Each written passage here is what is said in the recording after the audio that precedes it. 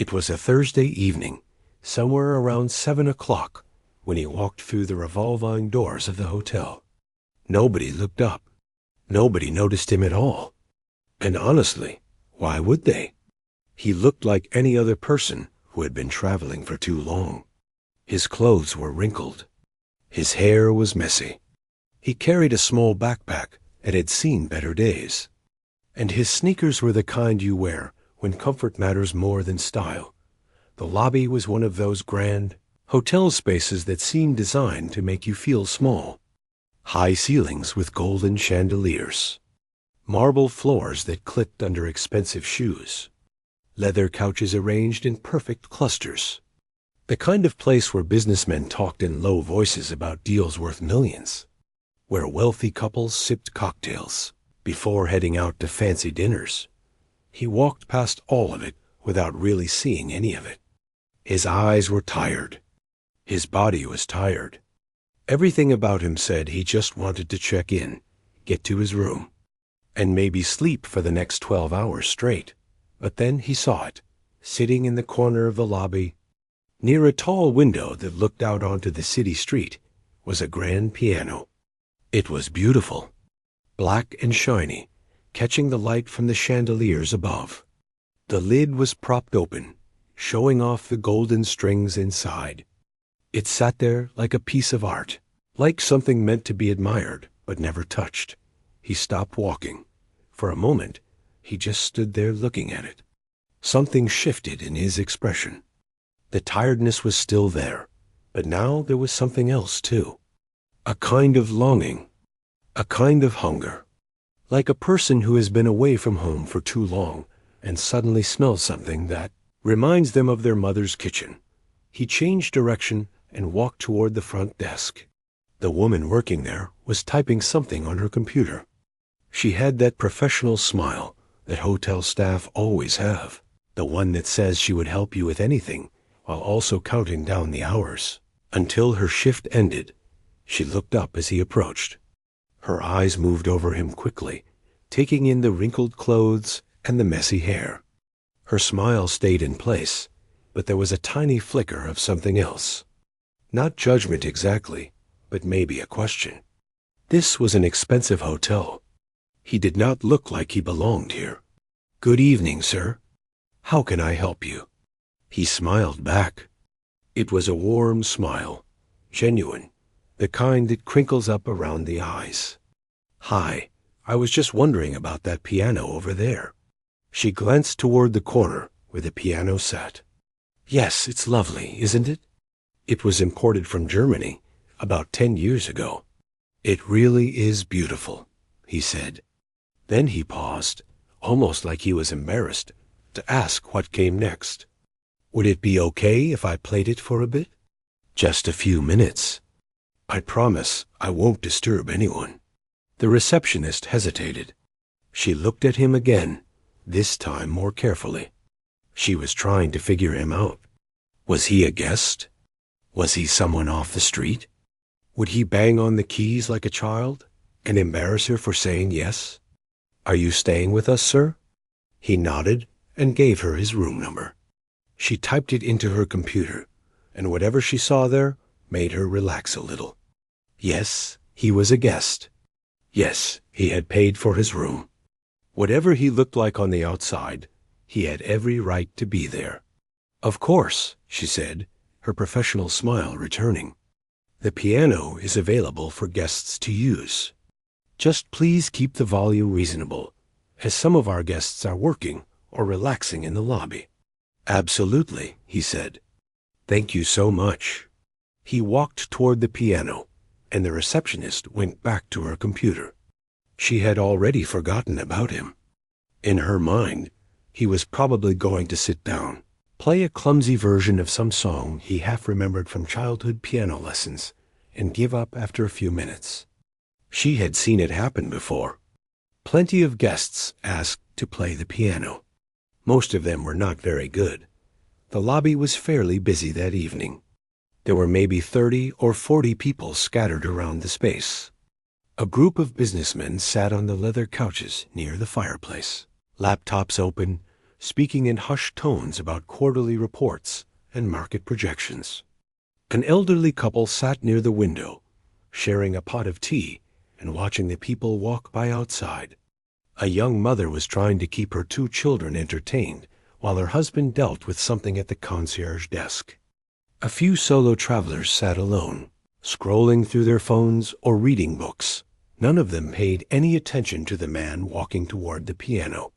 He was invisible to them, just another stranger in a space full of strangers. He reached the piano and stood beside it for a moment. He ran his fingers along the smooth black surface of the lid. He touched the keys gently, not pressing them, just feeling them under his fingertips. There was something almost reverent about the way he did it, like he was greeting an old friend. Then he pulled out the bench and sat down. He adjusted his position, moving slightly until he found the right spot. His posture changed. His back straightened. His shoulders relaxed and dropped. His hands came up and hovered over the keys.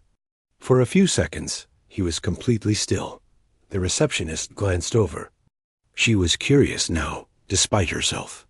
There was something about the way he sat there, something about the way he held himself.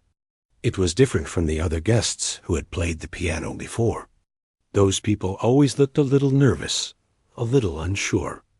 This man looked like he was exactly where he was supposed to be. One of the businessmen looked up from his laptop, annoyed at the interruption that hadn't even happened yet. He saw a scruffy guy sitting at the piano and shook his head slightly. Great. Now he would have to listen to someone fumble through a bad rendition of some pop song while he was trying to. Worked out the elderly woman by the window noticed him too. She leaned over to her husband and said something. He shrugged. They went back to their tea. The young mother was too busy with her children to notice anything at all.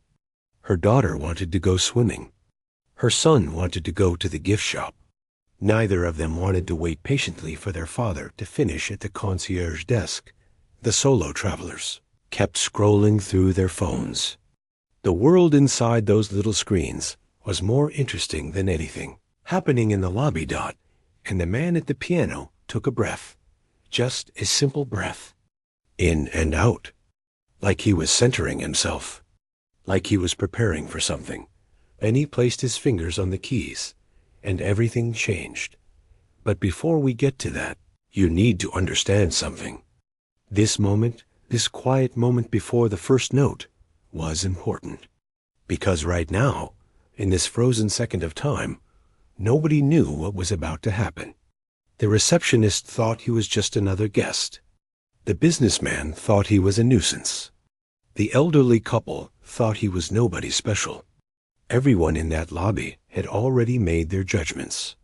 They had looked at his wrinkled clothes and messy hair and tired face, and they had decided he was ordinary. They had no idea how wrong they were. They had no idea that the next few minutes would become a story they would tell for the rest of their lives.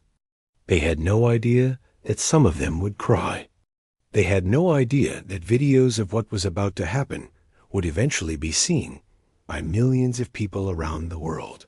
Right now, in this moment, he was just a tired traveler sitting at a hotel piano, but he was about to remind everyone in that room why you should never judge a book by its cover. He pressed down on the keys, and the music began. The first note rang out across the lobby. It was soft, almost shy, like the piano itself was waking up from a long sleep and stretching its limbs for the first time in years. Then came the second note, and the third. And suddenly, the notes were flowing together like water running down a mountainside. They started slow and gentle, building on top of each other, weaving together into something that felt alive. The receptionist stopped typing. Her fingers froze above the keyboard. She turned her head slowly toward the piano, her eyebrows pulling together in confusion. That sound, that was not what she had expected. That was not the clumsy playing of a hotel guest who remembered a few chords from childhood lessons. That was something else entirely.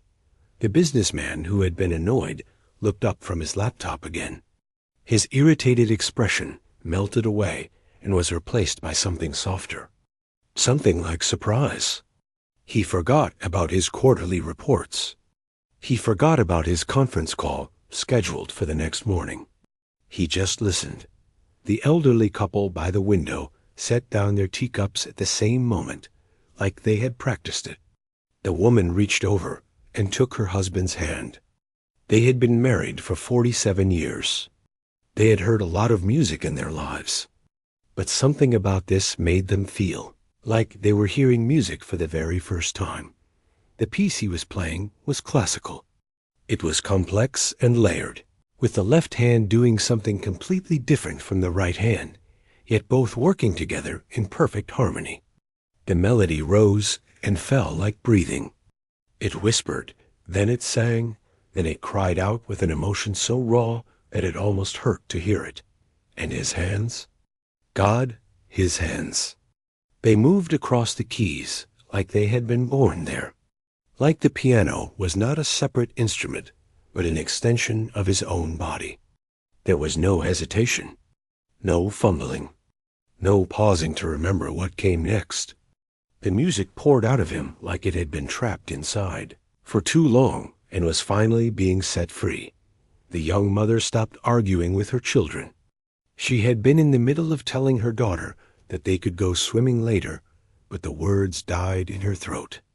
She turned toward the piano, and for a moment she forgot where she was. She forgot about the swimming pool. She forgot about the gift shop. She forgot about everything except the sound filling the lobby that her daughter tugged at her sleeve. "Mommy, what is that?" "Music, sweetheart," she whispered back. "That's music." The little girl fell quiet. Even at her young age, she understood that something special was happening. She stopped squirming. She stopped complaining. She just stood there beside her mother and listened. People started putting down their phones. One by one, the screens went dark. The solo travelers who had been lost in their digital worlds suddenly found themselves pulled back into the real one. They looked up, looked around, looked toward the corner where the scruffy man sat at the grand piano, and they could not look away. The music grew louder now. It swelled and expanded, filling every corner of the lobby, bouncing off the marble floors and the high ceilings. It was the kind of music that does not just enter your ears. It enters your chest. It wraps around your heart. It finds the places inside you that you keep hidden from the world. The sad places, the lonely places, the places full of old memories and forgotten dreams. And it touches them gently. A woman sitting alone near the elevator wiped her eyes. She did not know why she was crying. The music was not sad exactly. It was beautiful. But sometimes beautiful things make us cry too. Sometimes beauty reminds us of everything we have lost. Sometimes it reminds us of everything we still hope for. The receptionist had completely abandoned her work now. She stepped out from behind the desk and walked a few steps closer to the piano, moving slowly, almost like she was afraid that any sudden movement might break the spell. Her professional mask was gone. In its place was the face of a young woman who was simply amazed out.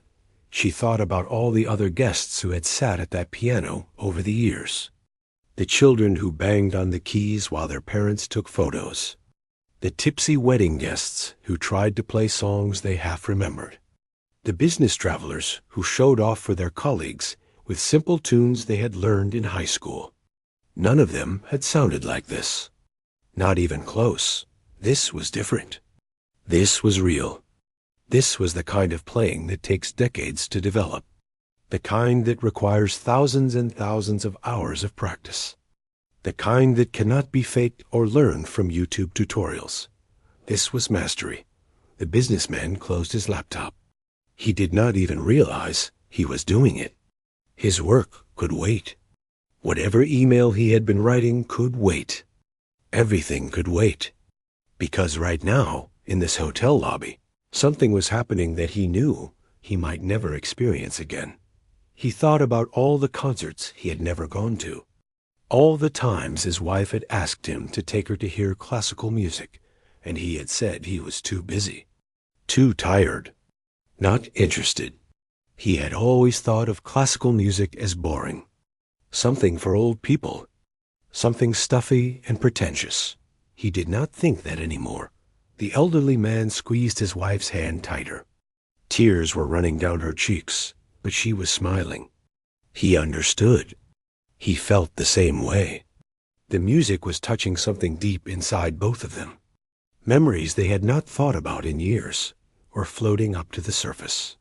Their wedding day, the birth of their children, the hard times they had survived together, the good times that had made it all worth it. 50 years of life compressed into a few minutes of sound, a piece built toward something. Everyone in the lobby could feel it. The music was climbing, reaching upward, pushing towards some kind of peak. His fingers moved faster now, dancing across the keys with impossible speed.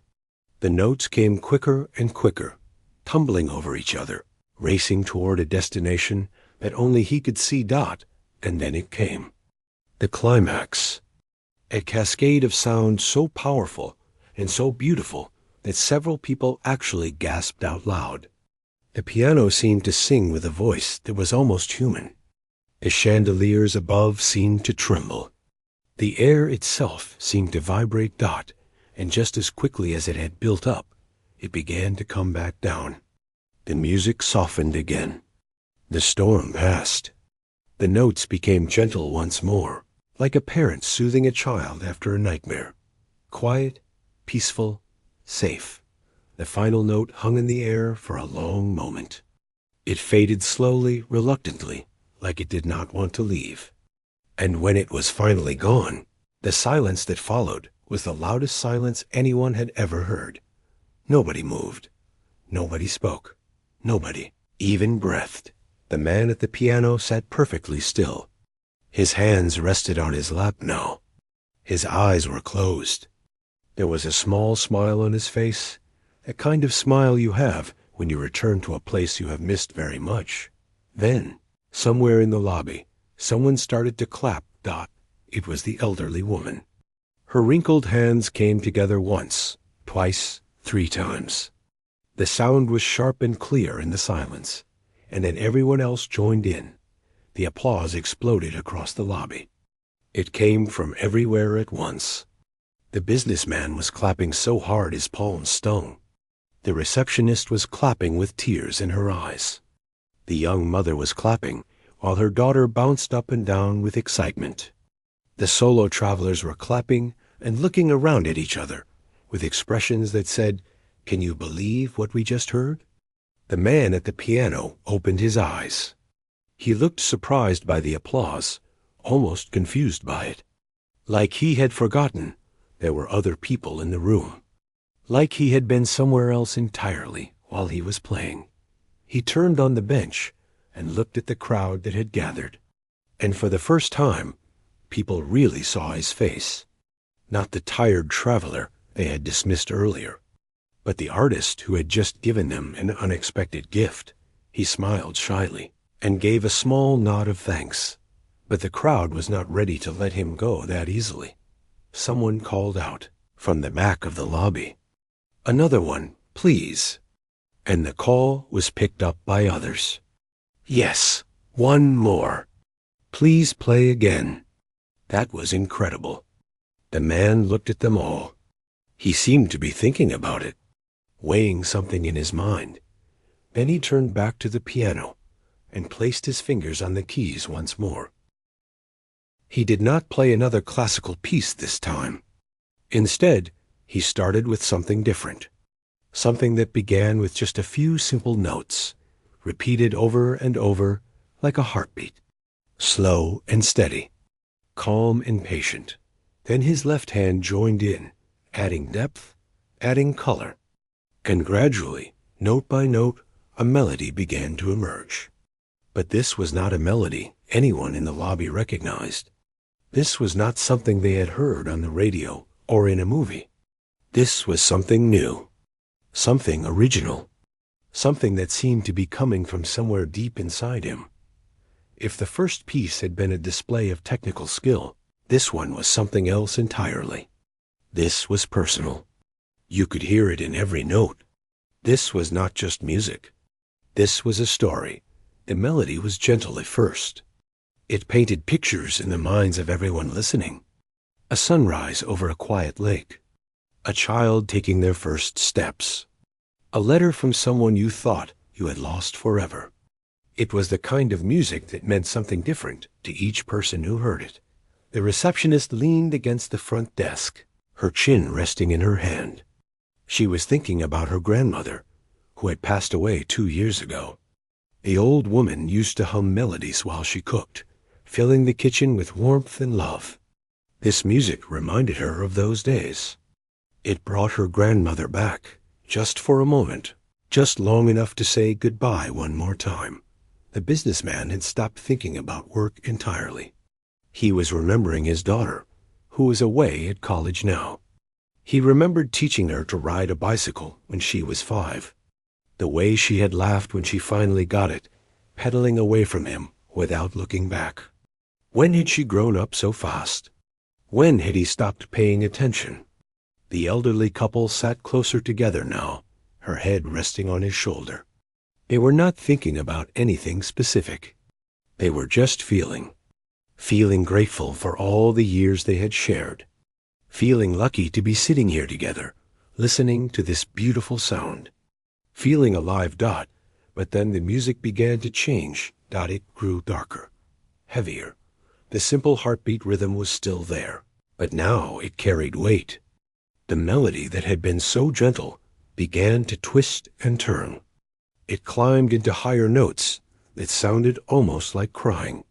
It dropped into lower notes that rumbled like thunder in the distance. This part of the story was not happy. You could feel it. Something had gone wrong. Something had been lost. The music ached with a sadness so deep that it seemed to reach out and grab you by the throat. A man standing near the back of the growing crowd lowered his head. He was thinking about his brother, who he had not spoken to in 3 years. A stupid argument. Harsh words that could never be taken back. Pride that had kept both of them silent ever since. Listening to this music, he suddenly could not remember why any of it had seemed so important. A young woman near the window pressed her hand to her chest. She was thinking about a relationship that had ended badly. A love she had thought would last forever, gone in a single conversation. She had told herself she was over it. She had told herself she had moved on. But this music found the wound she had been hiding and pressed on it gently, reminding her that some things take longer to heal than we want to admit. The hotel lobby had changed. It was not just a place for checking in and checking out anymore. It had become something sacred. A church, a therapy session, a place where strangers were sharing an experience that none of them would ever be able to fully explain. And the crowd was growing larger. Someone had sent a text message to a friend, staying in another room. Come down to the lobby. You need to hear this. That friend had come down and then texted 2 more people. Word was spreading through the hotel, like fire through dry grass. People emerged from elevators with curious expressions that quickly turned to awe. They came down the stairs and stopped halfway, standing on the steps to listen. They wandered in from the restaurant and the bar, leaving their meals and drinks behind. Staff members peeked out from doorways and did not go back to work. There had to be 60 or 70 people in the lobby now, maybe more. They stood wherever they could find space. Some sat on the floor, not caring about their expensive clothes or the cold marble beneath them. Children sat cross-legged like they were at story time. Adults stood with their arms crossed, their faces soft, their eyes distant, and the music kept coming. The sad part began to lift. Slowly, carefully, like dawn breaking after a long night. The heavy notes started to lighten. The crying melody started to find hope again. It was not a sudden change. It was gradual. It was earned. It was like watching someone climb out of a deep hole, one handhold at a time.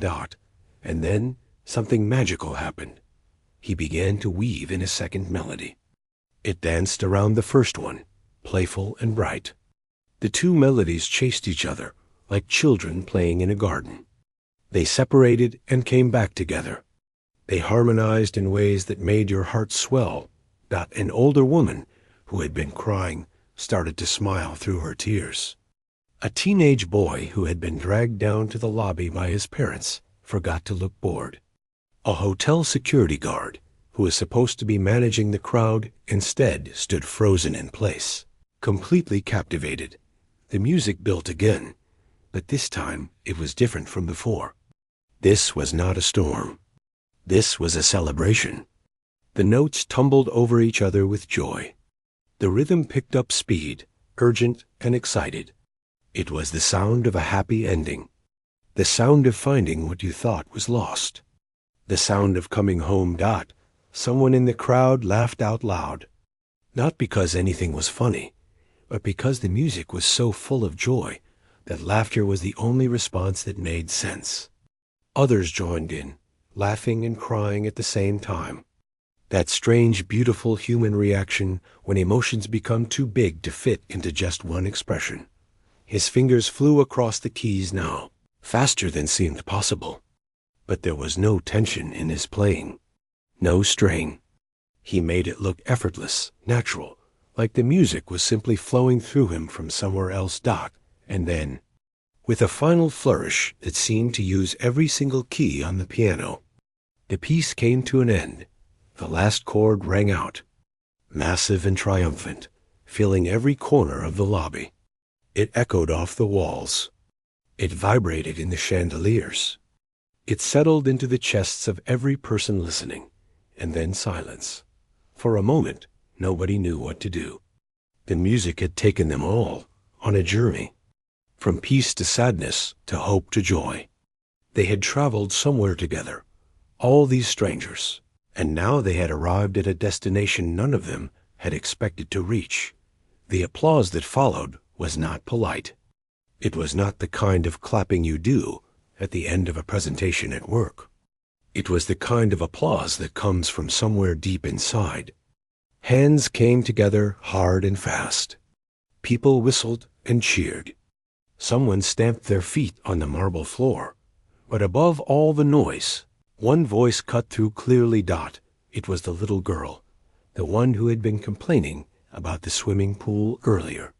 She pulled away from her mother and took a few steps toward the piano. "How did you do that?" she asked, her voice full of wonder. The man turned around on the bench. He looked at the little girl, and his tired face broke into the warmest smile. "A lot of practice," he said simply. "A lot of years. And a lot of love." The crowd laughed softly. But they were all thinking the same thing. They were all wondering the same question. Who was this man? Where did he come from?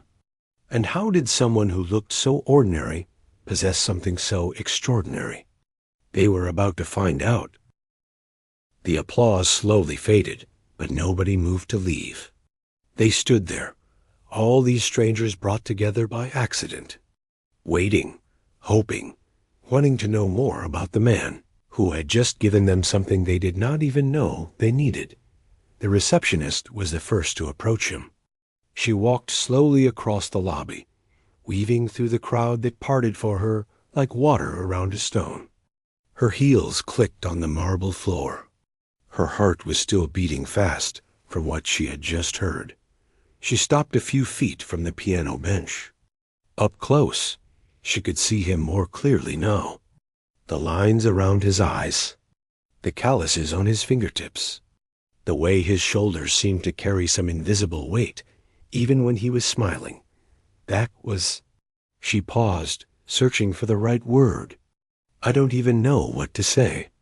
That was the most beautiful thing I've ever heard. He looked up at her with humble eyes. "Thank you. That's very kind. Can I ask you something?" She hesitated, suddenly feeling like she might be overstepping. But she had to know.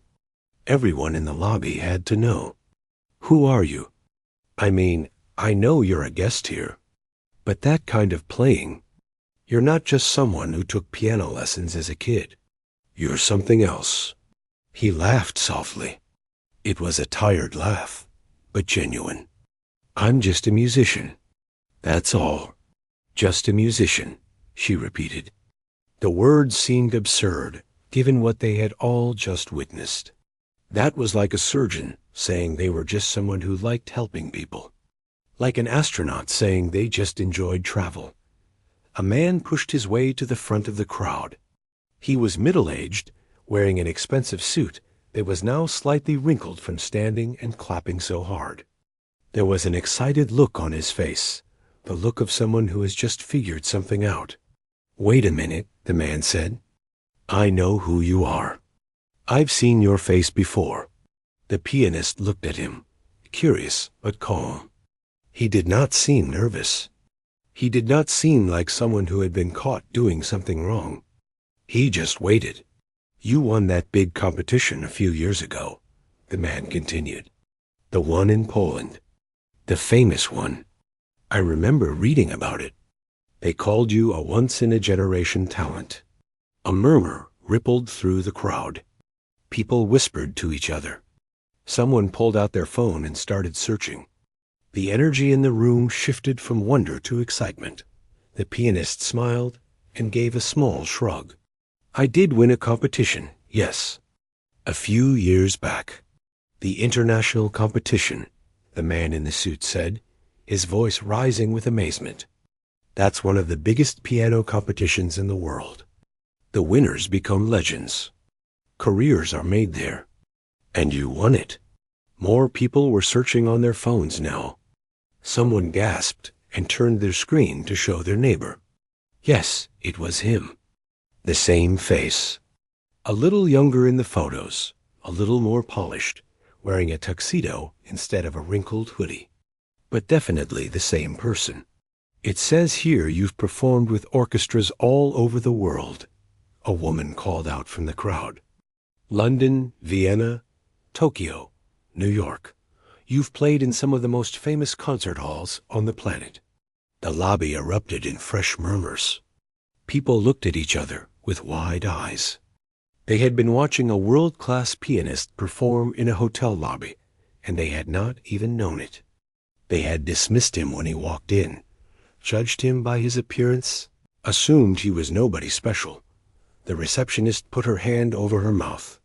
She was remembering her earlier hesitation when he had asked to play, the way she had looked at his wrinkled clothes, the assumptions she had made.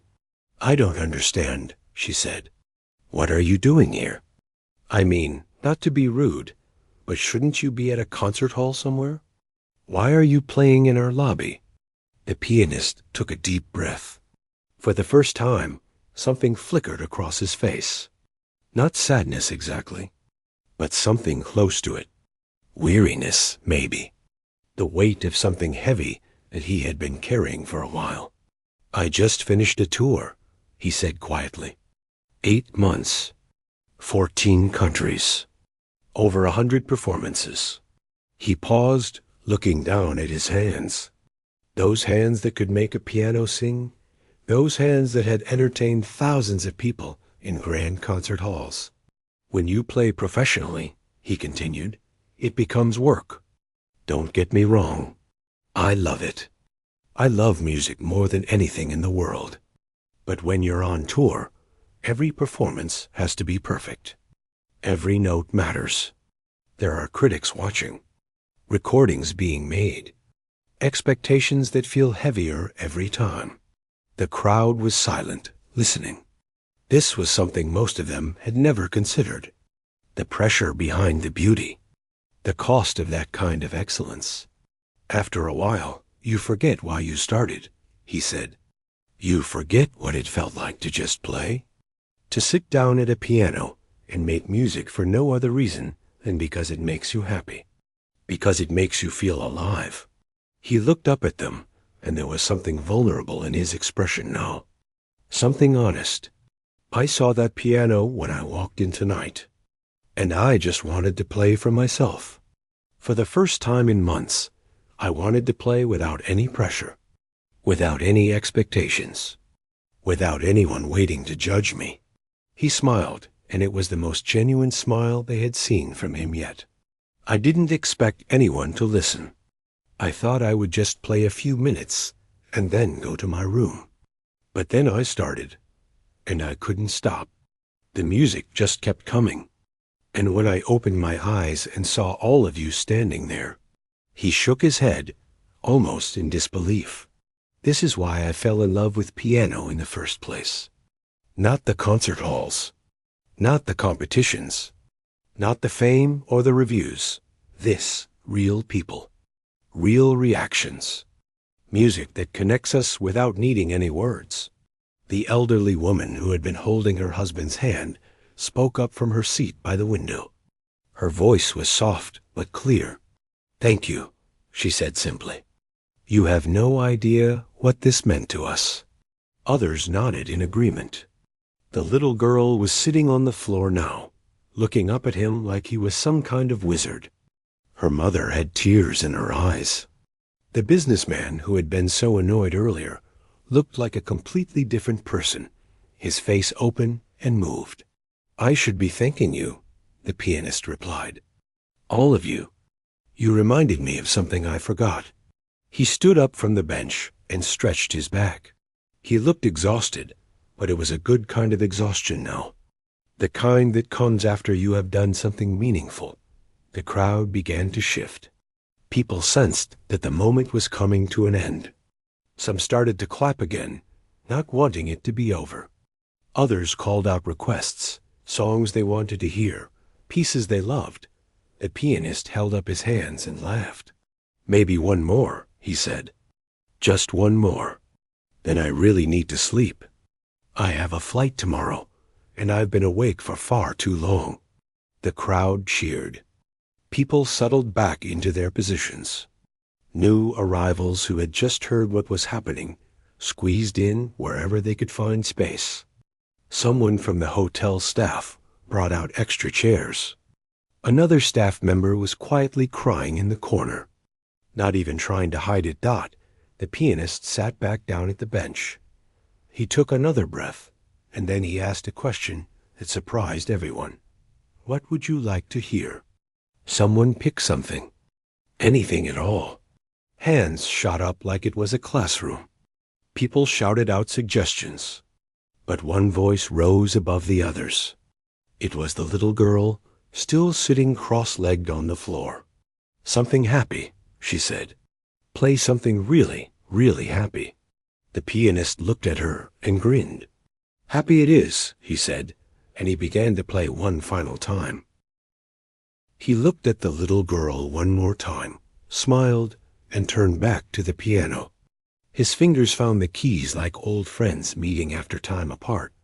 And then the music started. It was happy. Just like she asked. But it was more than happy. It was joy in its purest form. It was sunshine breaking through clouds. It was laughter echoing through an empty house. It was every good memory you ever had, wrapped up in sound and given back to you as a gift. The melody bounced and danced across the keys. It was playful, almost mischievous, like a child running through a garden chasing butterflies. His hands moved with a lightness that seemed impossible after everything he had already played. You would never guess he was exhausted. You would never guess he had been awake for more than 20 hours. The music hid all of that. The little girl started bouncing where she sat. Her feet kicked out in front of her, keeping time with the rhythm. Her face was pure delight, the kind of unfiltered happiness that only children know how to show. She looked at her mother as if to say, "Are you hearing this? Are you hearing what I'm hearing?" Her mother was hearing it. Everyone was hearing it. And they were feeling it too. People started moving. Not dancing exactly, but swaying. Nodding their heads. Tapping their feet against the marble floor. The music demanded movement. It refused to let anyone stand still. The businessman found himself smiling so wide that his cheeks hurt. He could not remember the last time he had smiled like this. Maybe at his daughter's graduation. Maybe at his wedding. But even those moments had been mixed with stress and worry. This was different. This was pure. The elderly couple held hands and swayed together, their movements small but perfectly in sync. 60 years of marriage had taught them how to move as one. The music reminded them of dance halls they had visited in their youth, swing bands and jazz clubs, nights that had lasted until dawn because they were too happy to go home. The receptionist had given up any pretense of working. She stood with the rest of the crowd, her professional mask completely gone. She was just a person now, just another human being, sharing a moment with strangers who no longer felt like strangers. The music shifted again. It became grander, bigger, filling every corner of the lobby and pushing against the walls like it wanted to escape into the night. It climbed higher and higher, reaching for something just out of grasp. And then, with a final cascade of notes that sparkled like fireworks, it ended. The last note faded into silence, and then the lobby exploded. The applause was deafening. People cheered and whistled and stamped their feet. Someone started chanting, "One more, one more." But others shushed them, knowing the pianist had given everything he had. This was enough. This was more than enough. This was a gift none of them had earned, but all of them would treasure. The pianist stood up from the bench. He turned to face the crowd and gave a small bow. It was not the formal bow of a concert hall performance. It was simpler than that, more personal. A thank you between friends. People rushed forward to shake his hand, to thank him, to tell him what the music had meant to them. He accepted each handshake warmly, looking each person in the eyes, making them feel seen. The little girl pushed through the crowd and tugged at his sleeve. He looked down at her. "Will you teach me to play like that?" she asked. He knelt down so he was at her level. "Do you want to learn piano?" She nodded eagerly. "Then here's my advice," he said. "Practice every day, even when you don't feel like it. Listen to lots of different music. And most importantly, play because you love it. Not because anyone tells you to. Not because you want to be famous. Play because the music makes your heart feel full." She nodded seriously, like he had just shared the most important secret in the world. "I'll practice every day," she promised.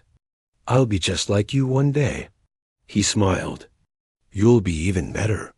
Her mother came forward and put her hand on her daughter's shoulder. Her eyes were red from crying, but she was smiling. "Thank you," she said to the pianist. "You've given her something she'll never forget. You've given all of us something we'll never forget." He shook her hand gently. "Thank you for listening. That matters more than you know." The crowd began to thin slowly. People did not want to leave, but they knew the moment was over. They drifted away in small groups, talking quietly among themselves about what they had just experienced. Some exchanged phone numbers with strangers they had been standing next to. Some made plans to get coffee together the next morning. Bonds had been formed in that lobby, connections that would not have happened otherwise. The businessman walked over to the pianist before leaving. "I owe you an apology," he said. "When you sat down at that piano, I was annoyed. I thought you were going to disturb my work. I judged you before you even played a single note." The pianist shook his head. "No apology needed. We all do it. We all judge books by their covers. It's human nature." "Maybe," the businessman said, "but I'm going to try to do it less. Tonight taught me something. You never know what someone is carrying inside them. You never know what gifts they have to share." The two men shook hands. The businessman walked toward the elevator, and he looked like a different person than the one who had been hunched over his laptop a few hours earlier. Lighter somehow, more open, The elderly couple was one of the last to leave. The woman walked up to the pianist and took both of his hands in hers. "We've been married for nearly 50 years, she said. "We've heard a lot of music in our time. But tonight was special. Tonight reminded us why we fell in love with music in the first place. Why we fell in love with each other." Her husband nodded beside her. "Thank you, son, truly." The pianist squeezed her hands gently. "Thank you for staying. Thank you for listening. Go enjoy your evening together." They walked away arm in arm, leaning on each other the way they had for decades. Finally, the lobby was almost empty. Just a few staff members remained, quietly cleaning up the chairs that had been brought out. The receptionist was back behind her desk, but she was not looking at her computer. She was watching the pianist gather his backpack. He walked toward the elevator, his footsteps echoing in the now quiet space. He looked even more tired than before, but there was peace in his face. The kind of peace that comes when you have done something meaningful. The receptionist called out to him. "Sir?" He stopped and turned. "I just wanted to say, I hope you got what you needed tonight. I hope you found whatever you were looking for." He thought about the question for a moment. Then he smiled. "I did," he said. "I remembered why I started playing. I remembered why music matters. And I got to share it with people who really listened. That's all any musician can ask for." He raised his hand in a small wave and stepped into the elevator. The doors closed behind him. And just like that, he was gone. But the music stayed. It lingered in the lobby like perfume in an empty room. The staff members who cleaned up that night found themselves humming melodies they could not quite place. The guests who returned to their rooms played the evening over in their minds. Trying to hold on to every detail. Videos from that night began appearing online the next day. Someone had recorded the whole thing on their phone. The clips spread quickly, shared by thousands and then millions of people around the world. Comments poured in from strangers who had never been there but felt like they had. The pianist's name trended on social media. Interview requests flooded in, but those who were actually there that night knew something the online viewers never could. They knew what it felt like to be in that room, to feel the music in their chests, to share that moment with strangers who became something more.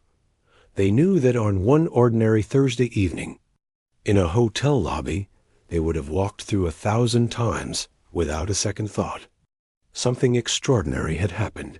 A tired man in wrinkled clothes had sat down at a piano and reminded them all what it means to be human.